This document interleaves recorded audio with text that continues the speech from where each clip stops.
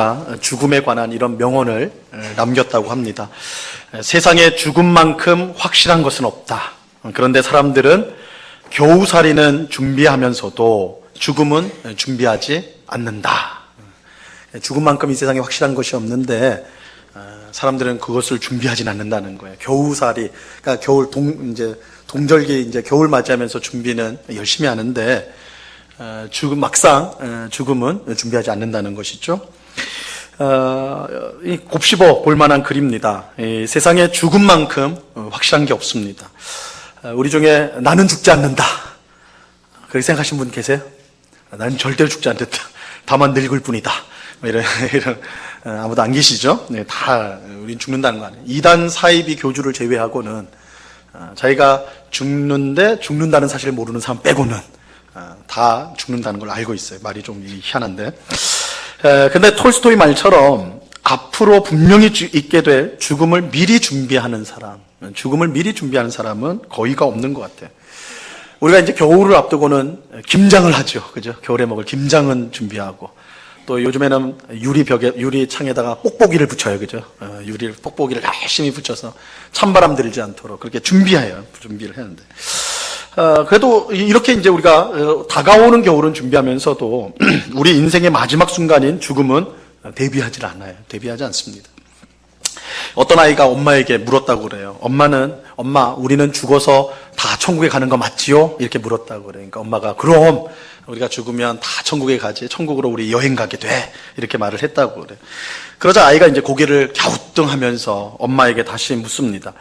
그런데 엄마는 왜 천국에 갈 준비는 안 해요?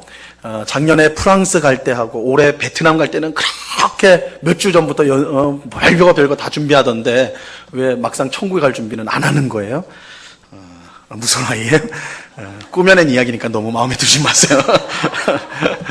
이런 아이가 있을까요? 하여튼 어디 있는 글을 제가 본 거예요.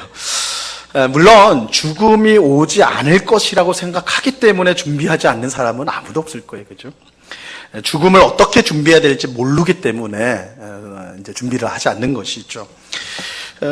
또 하지만 대부분의 사람들은 사실은 이 죽음에 대한 두려움과 공포 때문에 아예 생각하기도 싫어해요. 죽음이라는 이 주제 자체가 우리의 명백한 현실임에도 불구하고 사실은 입에 담기는 쉽지 않은 거예요. 그죠? 공포와 두려움의 대상이기 때문에. 그래서 생각하기도 싫은 것을 어떻게 우리가 이제 준비할 수 있겠냐고, 그러죠? 생각하기도 싫은 것, 생각도 안 하는 걸 준비할 수는 없는 것이겠죠. 이 세상에 명백한 3가지 거짓말이 있다고 그러죠? 처녀가 시집가기 싫다는 거. 오늘은 좀 달라진 것 같아요. 어쨌든. 그리고 장사꾼이, 이건 다 손해보면서 파는 겁니다. 이거 거짓말이에요. 그리고 노인이 빨리 죽고 싶다. 죽어야지. 이런 말은 3대 거짓말이라고 그래요. 물론 우스갯소리지만 이 죽음에 대한 사람의 두려움을 잘 표현하고 있는 거예요. 아무리 오래 살았다고 해도 진심으로 난 이제 죽어야지 이렇게 하는 분은 없다는 거예요. 죽음은 사람에게 공포와 두려움 그 자체예요. 그 이유는 사람이 죽음에 대해 전혀 모르기 때문에 그렇습니다. 안다면 좀 문제가 달라지는데 몰라요. 모르니까 무서운 거예요. 죽는다는 사실은 확실하지만 죽음이 무엇이고 죽음 후에 우리가 어떻게 되는지 전혀 모릅니다. 아마 과학이 지금보다 엄청나게 발전한다 할지라도 이 죽음의 수수께끼를 풀지 못할 거예요. 그렇다면 이 죽음에 대한 사람의 공포와 두려움도 영원히 사라지지 않을 것입니다. 하지만 죽음에 대해서 세상 사람들과 전혀 다른 입장에 서 있는 사람들이 있습니다. 바로 성경을 하나님의 말씀으로 믿는 우리들입니다. 성경을 하나님 말씀으로 믿는 성도는 세상 사람들과 달리 죽음을 모르지 않습니다. 아니, 성도는 죽음이 어떻게 생겼고 왜 모든 사람이 죽어야 하는지, 그리고 죽음 후에 어떤 일이 일어나는지를 정확히 알고 있습니다. 왜냐하면 성경이 죽음에 대해서 자세히 말씀해주고 있기 때문에 그래요. 여러분, 성경은 죽음을 미지의 영역에 놔두지 않습니다. 성경은 죽음이 왜 시작이 되었고 그 죽음이 어떤 의미가 있고 또 죽음 후에 어떻게 우리가 되는지 자세하게 설명해주고 있어요. 무엇보다 성도는 세상 사람들처럼 죽음을 그저 공포와 두려움의 대상으로 여기지 않습니다. 세상 사람들이 도저히 이해할 수 없는 방식으로 죽음을 이해하는데 성도는 죽음에 대해서 전혀 다른 방식으로 이해를 해요. 죽음을 복된 것으로 받아들입니다. 이 말이 이거 어떻게 죽음을 복된 것으로 받아들이는가? 근데 우리가 성경에 나와 있는 이 죽음에 대한 말씀을 우리가 믿는다면 죽음은 복된 거예요. 복된 것으로 이해할 수가 있어요.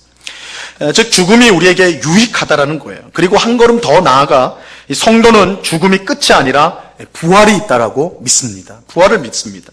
그 부활 또한 우리에게 유익을 주죠. 이 믿음이 성도가 세상 사람들과 구별되는 가장 중요한 특징 중에 하나입니다. 이 세상 사람들과 우리 성도를 구별할 때, 나눈다고 할 때 그 나눔의 특징이 뭐냐? 죽음 후에 부활이 있다는 것, 그리고 죽음과 부활이 우리에게 유익하다는 것, 그것을 믿는 사람이 성도이고 그것을 도저히 알지 못하는 사람이 세상 사람들이에요. 그래서 이러한 점은 우리 그리스도인만이 가질 수 있는 특징이라고 할 수 있는데, 이 부분을 오늘 우리가 소요리 문답을 통해서 한번 생각해 보고자 합니다. 이 죽음과 부활이 주는 유익에 대해서 오늘 그것이 이제 주제입니다. 먼저 소요리 문답 37문을 한번 보도록 하죠. 제가 질문을 읽으면 답을 한 목소리로 읽어봐 주세요. 제가 질문을 드립니다. 신자가 죽을 때에 그리스도에게서 무슨 유익을 받습니까?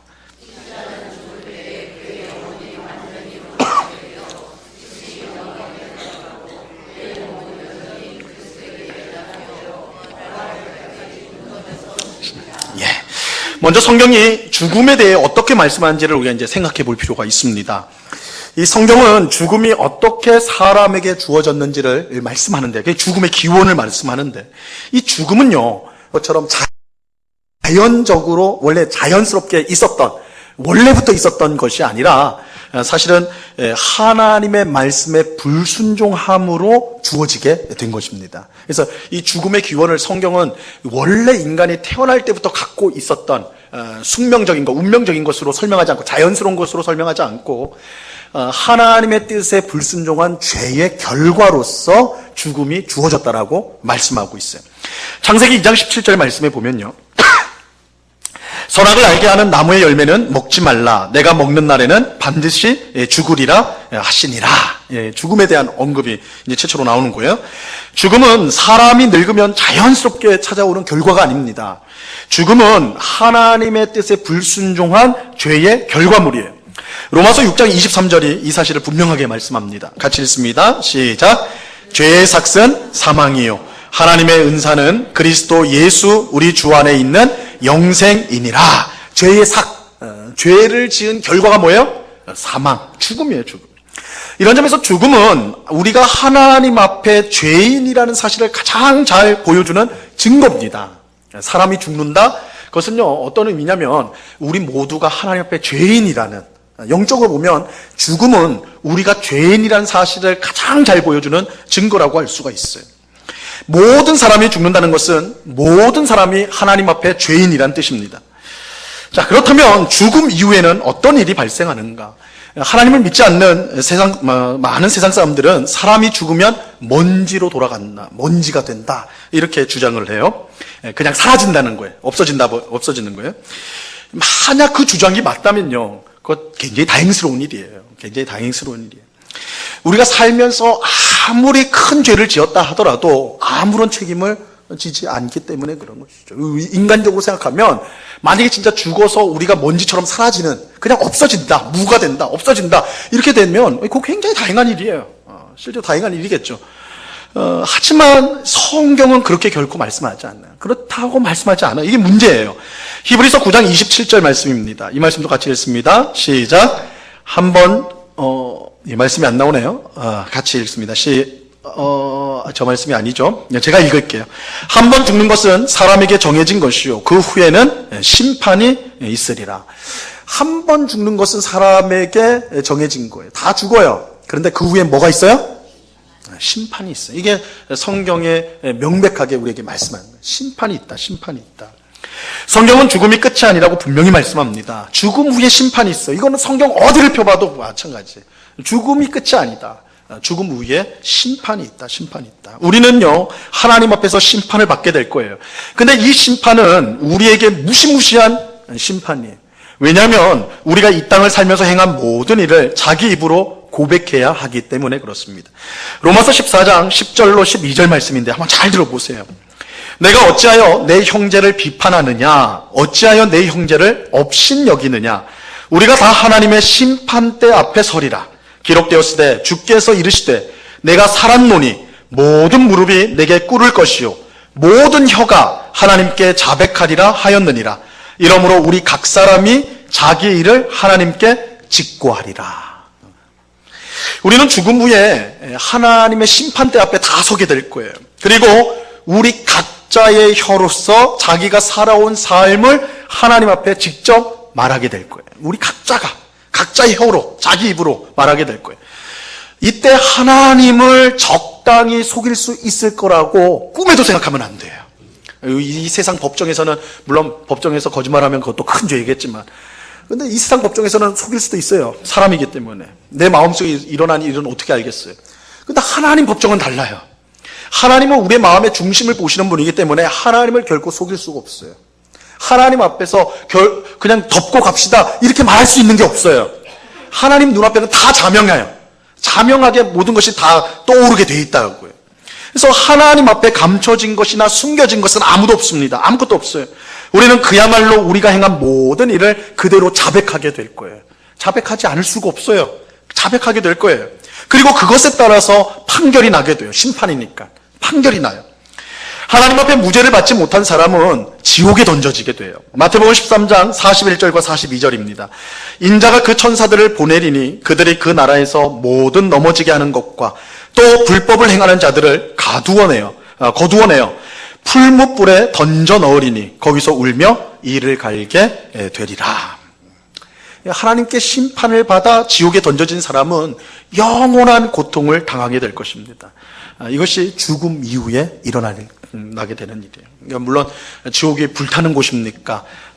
꼭 그런지는 모를 수 있어요. 이거는 좀 비유적으로 말할 수 있는 것도 있을 수 있는데 중요한 것은 지옥은 우리가 도무지 견딜 수 없는, 도무지 그 고통을 감내할 수 없는, 참을 수 없는 그런 곳이라는 거예요. 천국이 정말 우리가 이루 형언할 수 없이 말할 수 없이 그렇게 복된 곳이라면 반대로 지옥은 정말 이 세상의 모든 고통을 다 합쳐도 비교할 수 없는 그런 고통의 장소, 고통을 당하게 된다. 이렇게 성경은 말하고 있습니다. 그런데 이렇게만 이제 설명을 말씀드리면 죽음은 우리에게 그야말로 공포 그 자체일 수밖에 없지요.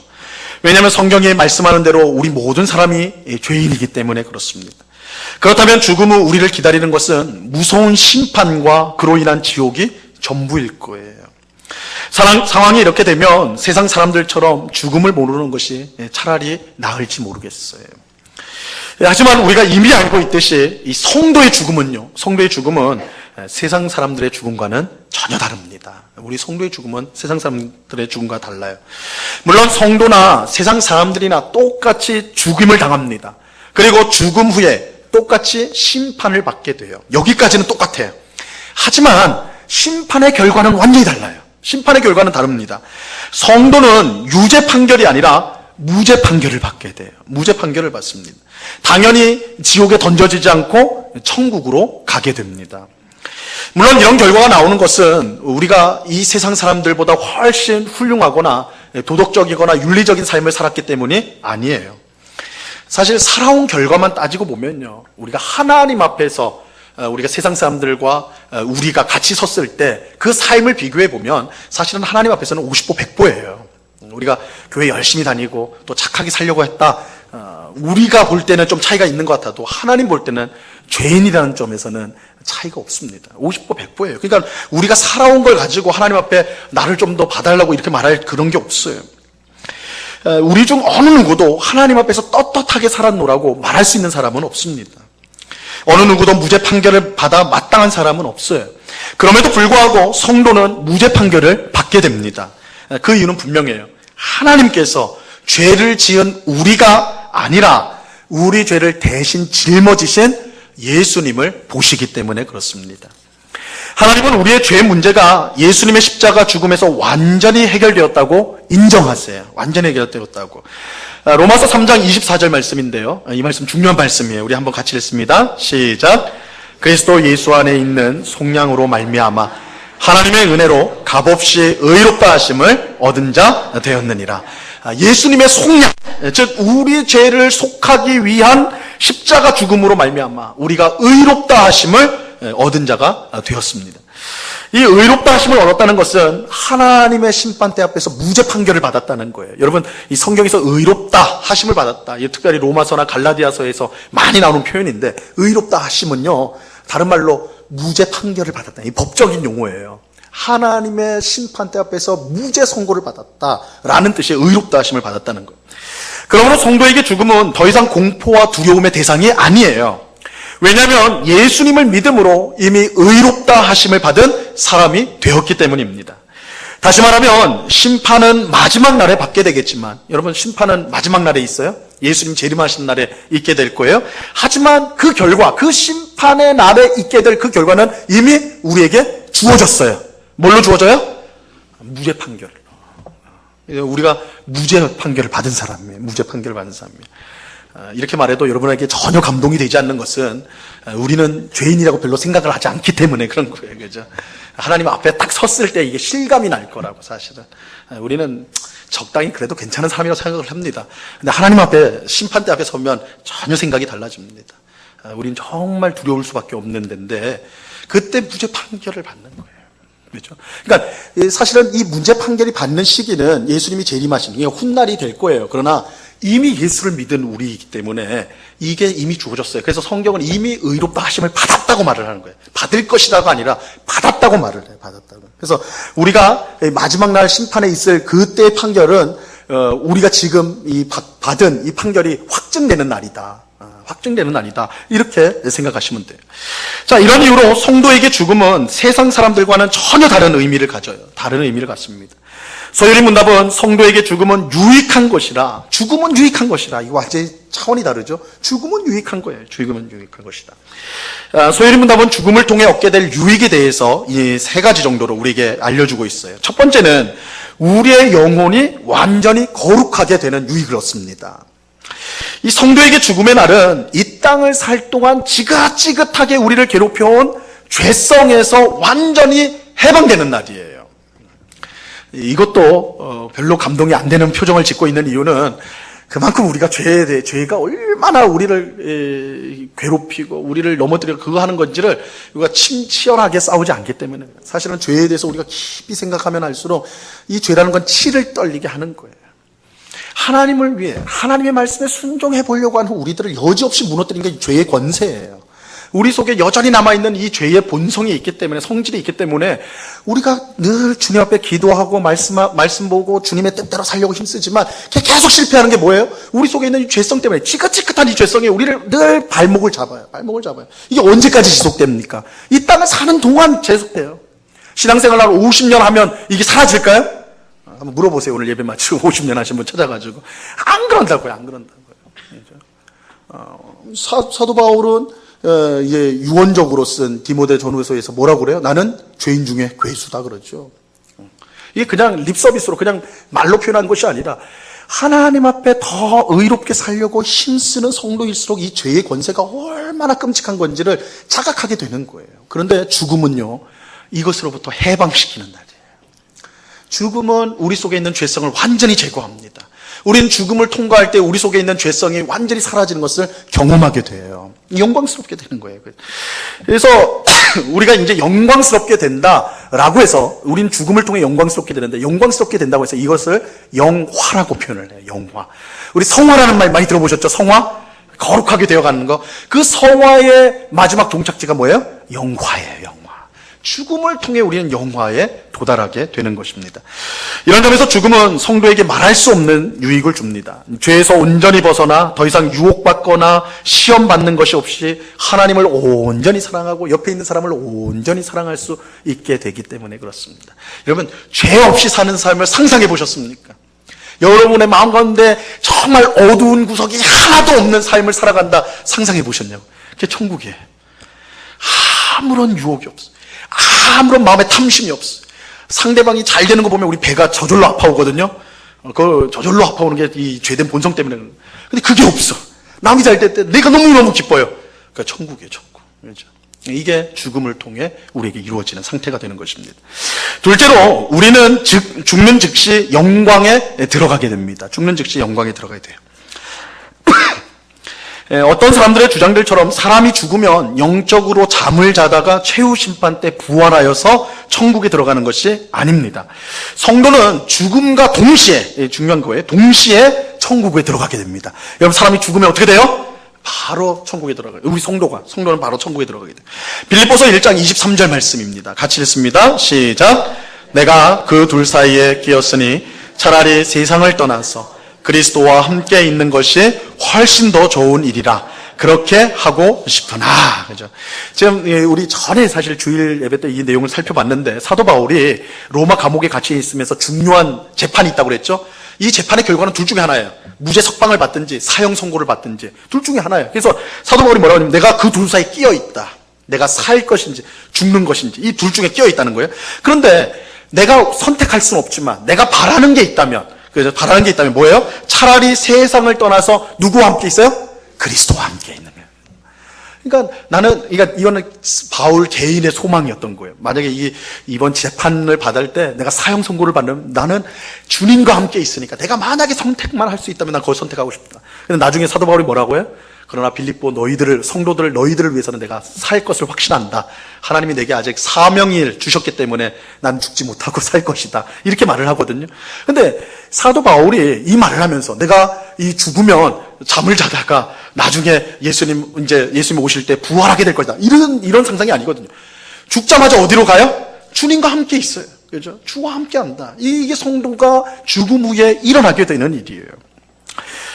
사람이 죽으면 어디 다른 곳으로 가거나 혹은 죽은 채로 있는 것이 아닙니다. 어떤 이단적인 가르침을 가르치는 교회는 불신자가 죽으면 귀신이 된다고 가르쳐요. 불신자가 죽으면 귀신이 된다고 가르쳐요. 전혀 성경적이지 않아요. 사람이 죽으면 막 영혼으로 떠돌아 다니고 전혀 그렇지 않습니다. 우리가 제사를 안 하는 이유도 그런 이유가 있는 거예요. 사람이 죽으면 막 뭐 떠돌아다니지, 밥을 얻어먹으러 다니지, 이런 일들은 없어요. 사람이 죽으면 그 즉시 성도는 주와 함께 있게 됩니다. 천국으로 가게 돼요. 불신자들은 지옥으로 가게 돼요. 그 즉시예요, 즉시 그런 일들이 일어나게 돼요. 다만 우리가 죽어서 천국으로 가는데 그 상태가 완전한 상태는 아니에요. 이거는 조금 어려운 말인데 좀 잘 이해를 하셔야 돼요. 천국에 문제가 있기 때문이 아니라 우리 자신에게 문제가 있기 때문에 그래요. 여러분, 우리가 죽으면 천국에 즉시 간다고 할 때 뭐가 가는 거예요? 우리의 영혼이 가는 거예요. 몸은요? 여기 있잖아요. 그죠? 화장해버리거나 묻어버리거나 이렇게 돼버린단 말이에요. 근데 사람은, 하나님이 사람을 창조하실 때 사람의 본질은 몸과 영혼입니다. 이 둘이 결합해야지 사람이에요. 그러니까 영혼만 있어도 온전한 사람이 아니고 몸만 있어도 온전한 사람이 아니에요. 영혼과 몸이 결합된 상태가 온전한 사람입니다. 그러니까 우리가 지금 죽어가지고 우리의 영혼이 주님 천국에 간다고 했을 때 천국은 온전한 천국이지만 우리 자신이 온전한 상태가 아니에요. 그래서 천국에 들어왔지만 그 천국을 온전히 누릴 수 있는 건 아니다. 이렇게 이제 표현을 할 수가 있는 거예요. 마찬가지로 지옥에 간 사람들도 마찬가지겠죠. 불신자들도 지옥에 갈 때 그들은 영혼으로 지옥으로 들어가게 될 테니까 고통을 당해요. 그런데 그 고통은 완전한 고통은 아니에요. 마지막 날 부활하게 될 때 그 몸과 영혼이 결합되어서 고통을 당하는 그 고통이 온전한 고통이 되는 것입니다. 그래서 이 죽은 성도는요, 마지막 날 부활의 날을 기다리게 됩니다. 그때 천국에 있는 영혼이 새로운 몸, 부활의 몸을 가지게 될 것이기 때문에 그래요. 이렇게 부활하여 몸과 영혼이 온전하게 결합될 때 우리는 참된 천국의 삶을 누릴 수가 있는 것이에요. 그래서 천국에 합당한 영광스러운 몸을 우리는 갖게 될 것입니다. 그 영혼과 결합이 돼가지고 천국을 누리게 될 거예요. 반대로 불신자들은 지옥에 합당한 수치스러운 몸으로 부활을 하게 됩니다. 그래서 지옥에 들어가 그 영과 몸이 결합한 상태로 지옥에서 엄청난, 우리가 이루 형언할 수 없는 고통을 당하게 되는 것이죠. 자, 셋째로 우리의 죽은 몸은 그리스도에게 연합되어 부활할 때까지 무덤에서 쉬게 된다. 이렇게 말하고 있어요. 이것은 앞에서 이미 말씀드린 대로 성도가 죽을 때 몸과 영혼이 분리가 되어가지고 몸은 이 땅에, 영혼은 하나님께로 간다는 사실을 뜻하는 것입니다. 우리의 몸은 분명 이 땅에서 썩게 될 것입니다. 요즘에는 대부분 화장을 하게 됩니다. 그죠? 저도 보니까 제가 이제 목사로 안수받고 그 사역을 시작할 때, 전도사대부터 하면 20년 전 정도 되는데, 그때는 그래도 매장이 좀 있었어요. 매장을 하는 경우가 있었는데, 요 근래는 매장을 하는 경우가 거의 없습니다. 다 아마 95% 이상, 99% 해도 될 것 같은데 다 화장을 합니다. 화장을 하는데, 이전에는 왜 매장을 했느냐? 특별히 이제 성도들 중에서 화장을 기피하고 매장을 하는 경우들이 있었어요. 그 고집하는 경우들이 있었는데, 왜냐하면 화장을 해버리면 다 사라져 버리잖아요. 그죠? 죄만 남아 버리니까. 그럼 우리 부활할 때 몸이 없으면 어떻게 부활합니까? 이렇게 생각을 해가지고 기독교인들 중에 화장을 안 하려고 하는 분들이 계셨어요. 그런데 사실은 조금만 더 생각해보면 이게 쉽게 풀리는 건데, 화장을 하나 매장을 하나 사라진 건 시간 차이일 뿐이지 결국은 다 사라져요. 그죠? 매장하면 몇 년 안 지나면 다 사라지게 돼 있습니다. 그죠? 다 사라지게 돼 있어요. 똑같아요. 화장이나 매장이나 다 사라지게 된다고요. 우리가 부활할 때요, 우리가 가지게 될 몸은요, 지금의 몸과는 다릅니다. 이걸 우리가 좀 기억할 필요가 있어요. 그러니까 지금의 몸하고 완전히 다르다라고 말할 수는 없다 할지라도 연결성은 있어요. 이게 완전히 달라버리면 새로운 사람이 돼버릴 수도 있으니까. 그러나 지금 우리가 갖고 있는 이 땅의 몸을 생각하시면 안 돼요. 우리는 새로운 부활의 몸을 갖게 될 것입니다. 이 고린도전서 15장 42절로 44절에 보면요, 이렇게 말씀합니다. 죽은 자의 부활도 그와 같으니 썩을 것으로 심고 썩지 아니할 것으로 다시 살아나며, 욕된 것으로 심고 영광스러운 것으로 다시 살아나며, 약한 것으로 심고 강한 것으로 다시 살아나며, 육의 몸으로 심고 신령한 몸으로 다시 살아나나니 육의 몸이 있은즉 또 영의 몸도 있느니라. 이 죽은 자의 부활은 썩을 것으로 심고 썩지 아니할 것으로 다시 살아나는 것과 같은 거예요. 욕된 것으로 심고 영광스러운 것으로 다시 살아나는 것과 같아요. 육의 몸으로 심고 영의 몸으로 살아나는 것과 같아요. 지금 우리가 가지고 있는 몸은요, 이 세상을 살기에 적합한 몸이에요. 이 땅을 살기에 적합한 몸입니다. 그런데 우리는 하나님의 나라에서 이제 영원히 살게 될 것이거든요. 천국에서 영원히 살게 될 거예요. 그러므로 하나님 나라에서 하나님 나라에 살기에 적합한 몸을 갖는 것이 당연하겠죠. 그래서 우리가 새롭게 있게 될 부활의 몸은 천국에 합당한 영광스러운 몸을 갖게 되는 것입니다.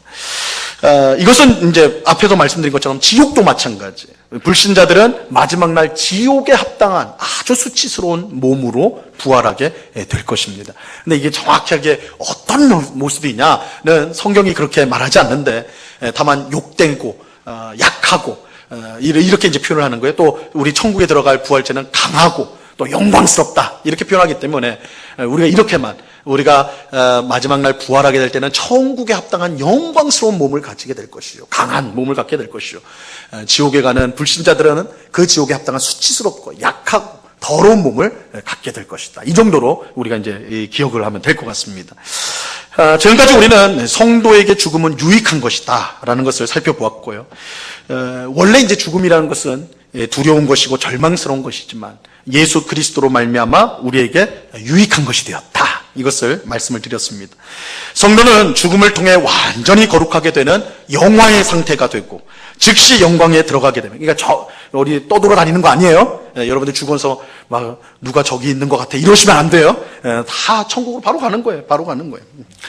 천국으로 바로 가게 되고, 또한 우리는 부활할 때 천국에 합당한 영광스러운 새로운 몸을 얻게 될 것이다. 이것을 우리가 이제 기억을 해야 돼요. 이것 때문에 죽음은 유익한 것이다 말을 하는 것입니다. 자, 그러면 죽음 후에 있을 부활할 때 얻는 유익을 생각해 보겠습니다. 우리 소요리 문답 38문 보겠습니다. 제가 문제 읽으면 답을 읽어주세요. 신자가 부활할 때에 그리스도에게서 무슨 유익을 받습니까?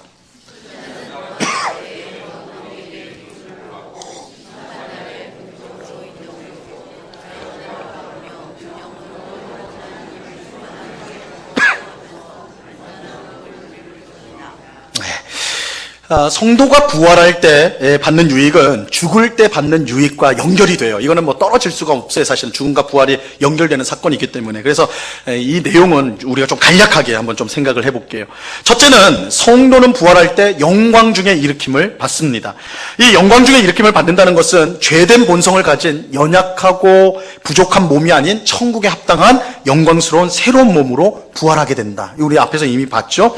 고린도후서 3장 18절 말씀해 보면요, 이렇게 설명을 하고 있습니다. 같이 한번 읽어볼까요? 시작. 우리가 다 수건을 벗은 얼굴로 거울을 보는 것 같이 주의 영광을 보매 그와 같은 형상으로 변화하여 영광에서 영광에 이르니 곧 주의 영으로 말미암음이라. 우리가 얼마나 영광스러운 부활을 하게 되느냐 하면 예수님과 같은 형상으로 변화되어서 영광에서 영광으로 이르게 된다. 영광에서 영광이라는 건 그야말로 영광으로 충만하게 된다. 이렇게 표현하고 있습니다. 그래서 우리는 부활할 때 영광 중에 일으킴을 받는다. 예수 그리스도의 영광스러운 형상을 우리가 가지게 된다. 이렇게 말씀하고 있어요. 둘째로는요, 심판날에 공적으로 죄 없다함, 즉 무죄 판결을 얻게 됩니다. 이것도 앞에서 우리가 살펴보았어요. 우리는 예수님의 십자가 죽음으로 말미암아 죄 사함을 받고 하나님 앞에 의롭다 여김을 받게 되었습니다. 그런데 그 확정 판결은 언제 받게 되느냐? 이미 우리는 의롭다 하심을 받았어요. 우리는 의로운 자들이에요. 그러나 그 확정 판결, 진짜 무죄 판결은 언제 받게 돼요? 우리가 부활하여서 심판대 앞에 섰을 때. 그러니까 이미 우리는 받았는데, 결과를 이미 받았어요. 근데 그 결과가 확 드러나는, 확인되는 날이 우리가 부활하여 심판대 앞에 섰을 때입니다. 우리는 부활하여서 심판을 이기고 최후 승리를 얻는 자들이 될 것입니다. 세 번째로, 영원토록 하나님을 충만하게 즐거워하면서 완전한 복을 누리게 될 것이다. 부활하여 최후 심판대에서 무죄 판결을 받은 우리는 그 즉시 천국에 들어가. 이 표현이 좀 어색한데, 왜냐하면 우린 죽자마자 천국에 들어가는 거니까. 그런데 이제 우리 표현을 이렇게 되는 거예요. 그러니까 우리가 천국에 들어갔다라는 것을 이미 무죄 판결을 우리가 이미 획득했기 때문에 천국으로 바로 들어가는 것이죠. 그러나 그 공식적인 행사가 뭐예요? 최후 심판. 예수님이 대림하신 날 최후 심판 때예요. 그러니까 우리가 최후 심판대 앞에 서는데, 우리도 믿는 자들도 다 서게 됩니다. 그러니까 그냥 우린 심판하고는 상관없다, 이게 아니에요. 심판대 앞에 서는데 이미 무죄 판결을 받은 자로서 서게 되는 거예요. 그래서 최후 심판대 앞에서 우리의 무죄함이 확증이 되는 겁니다. 이미 우리는 받았지만 그것이 확증이 되는 거예요. 사람들 앞에서, 특별히 불신자들 앞에서 확증이 되는 것입니다. 그래서 우리가 그 확증을 가지고 이제 천국에서 그야말로 영생을 누리게 되는 것입니다. 자, 이것이 우리가 부활을 통해 얻는 유익인 것이죠. 자, 오늘 우리는 성도가 죽음과 부활을 통해 얻는 유익에 대해서 살펴보았습니다. 오늘 예배하는 우리 모두가 이 죽음과 부활을 통해 주시는 유익이 무엇인지를 알고 그 유익을 얻기를 소망하면서 이 땅을 살아갈 수 있게 되기를 간절히 바랍니다. 여러분, 죽음은 두려운 거예요. 죽음은 우리가 아무리 무서워할 필요 없다, 우리 성도는 무서워할 필요 없다, 이렇게 말을 해도 두려운 것이 즉각적으로 우리 마음속에 있는 것입니다. 그러나 오늘 말씀, 또 성경이 죽음과 부활에 대해서 하시는 말씀을 우리가 늘 묵상하면서 그 마음을 새김으로써 죽음을 두려워하면서 이 땅 가운데 살아가는 인생이 아니라 우리는 이미 예수 그리스도 안에서 죽음을 이긴 자라는 그런 확신을 가지고 이 땅을 살아가는 우리가 되어야 할 것입니다. 그러기 위해서 우리는 세상 사람들처럼 눈에 보이는 것이 전부라는 생각을 버려야 돼요. 버려야 됩니다. 눈에 보이는 이 세상을 전부로 아는 것은 어리석은 생각이에요. 우리는 무엇보다 눈에 보이지 않지만, 이제 우리가 경험치 못했지만 부활이 있다는 사실을 분명히 믿어야 돼요. 특히 우리의 몸이 부활할 것을 믿어야 합니다. 이것을 믿지 못하면 오늘 우리가 읽은 본문 고린도전서 15장에 나오는 것처럼 이 세상에서 가장 불쌍한 사람이 될 수밖에 없어요. 이 고린도 교회 성도들 중에는요, 일부 성도가 성도의 죽은 몸이 부활한다는 걸 믿지 않은 사람들이 있었어요. 그러니까 부활은 믿는데 이 사람들은 어떻게 믿었냐면 영혼이 부활한다고 생각을 했지 몸이 부활한다고 생각을 안 했던 거예요. 왜냐하면 몸은 가치가 없는 것, 쓸데없는 것이라고 생각했기 때문에. 그러나 사도 바울은 만약에 우리의 몸이 부활하지 않는다면 우리가 가진 믿음이 다 헛것이 된다라고 말을 해요. 왜요? 예수 그리스도의 부활이 부정되기 때문에. 예수님은 몸으로 부활하셨잖아요. 그러니까 만약에 이 몸의 부활이 없다면 예수께서도 부활할 수 없는 것이고, 그렇다면 우리가 가지고 있는 믿음도 헛것이 되고 우리가 죄 사함을 받은 것도 헛것이 되어서 우리는 그냥 죄인으로 남을 수밖에 없다. 이게 사도 바울의 오늘 말씀이에요. 오늘 본문 17절로 19절을 보세요. 그리스도께서 다시 살아나신 일이 없으면 너희의 믿음도 헛되고 너희가 여전히 죄 가운데 있을 것이요 또한 그리스도 안에서 잠자는 자도 망하였으리니 만일 그리스도 안에서 우리가 바라는 것이 다만 이 세상의 삶뿐이면 모든 사람 가운데 우리가 더욱 불쌍한 자이리라. 그렇죠? 여러분, 우리가 귀한 믿음을 받았는데, 은혜를 받았는데 불쌍한 자로 살면 안 되잖아요. 그렇죠? 그래서 우리에게 부활의 소망, 우리가 몸으로 부활한다는 이 믿음, 이 소망을 꼭 붙드시고요. 우리 모두가 직면하게 되는 죽음 앞에 두려움이 아니라 오히려 그 죽음이 우리 성도에겐 유익이요, 그 죽음 이후에 부활이 있다는 사실을 확신하면서 이 땅을 담대하게 용기를 가지고 씩씩하게 살아가는 오늘 우리 모두가 될 수 있기를 우리 주님의 이름으로 간절히 축원합니다. 기도하겠습니다. 하나님 아버지, 감사합니다. 오늘 죽음과 부활이 주는 유익에 관해서 우리가 함께 살펴보았습니다. 세상 사람들은 죽음을 알지 못하기 때문에 죽음이 왜 생기고 죽음 이후에 어떤 일이 일어나는지 알지 못하기 때문에 막연한 두려움과 공포 속에서 살아갑니다. 하지만 성경을 하나님 말씀으로 믿는 우리에게 죽음은 명확한 것입니다. 죽음은 우리에게 해로운 것도 두려운 것도 아니고 오히려 우리에게 유익한 것입니다. 우리는 죽음을 통해 완전한 거룩에 이르게 될 것이고 죽음을 통해 하나님과 함께 되는 천국으로 가는 그런 놀라운 은혜를 입게 될 것입니다. 또한 죽음을 통해 우리는 새로운 부활을 하게 될 것인데 천국에 합당한 아름답고 복된 그런 몸을 얻게 될 것입니다. 아버지 하나님, 이러한 내용들을 우리 마음속에 잘 새겨서 굳건한 믿음으로 갖게 하셔서 하나님, 죽음 앞에 두려워하는 인생들이 아니라 오히려 앞의 일들을 기대하고 소망하면서 이 땅에서 우리에게 맡겨주신 일에 최선을 다하는 주의 백성들이 다 될 수 있도록 은혜를 베풀어 주시옵소서. 감사하오며 예수 그리스도 이름으로 기도드리옵나이다. 아멘.